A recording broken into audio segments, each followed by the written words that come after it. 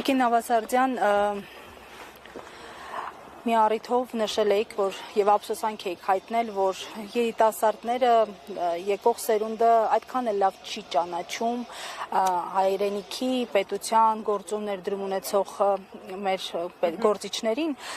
ինչ անել, որ իրավիճակ փոխվի այս առումով։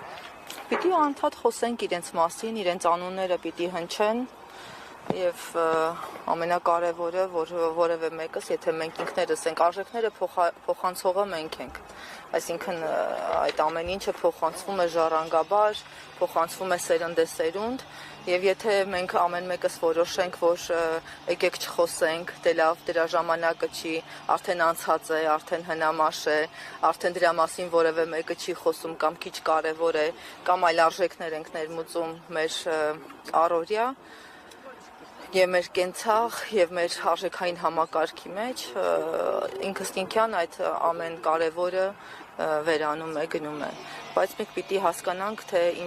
ինչ արժեքներ ենք ուզում թողնել մեր սերունդներին եւ դրանով պայմանավորված պիտի նաեւ այդ արժեքները կրողներին մենք կարողանանք փոխանցել իրական մարդկանց անուններ, իրական գաղափարներ, որոնք կանգնած են նաև ամուր մեր պետության հիմքում, պիտի կանգնած լինեն մեր պետության հիմքում։ Տիկին Նավասարդյան, կառանձնացնեք մի պատգամ, որ հենց այսօրեական է, Աշոտ Նավասարդյանի պատգամ, ուղերձ, որը հենց այսօրեական է, այս պահին համար է ասված։ Այ, բազում են, շատ բազում են, անկախության վերաբերյալ, ազգի վերաբերյալ, եւ ամենակարևորը, որ ասում եմ, միայն պետություն ստեղծելով մենք չենք կարող մեր խնդիրները լուծված համարել, պիտի լինի նաեւ բնակչի խնդիրը, մենք կարողանանք ճիշտ քաղաքացի, ճիշտ երկրի նվիրյալ ձևավորել,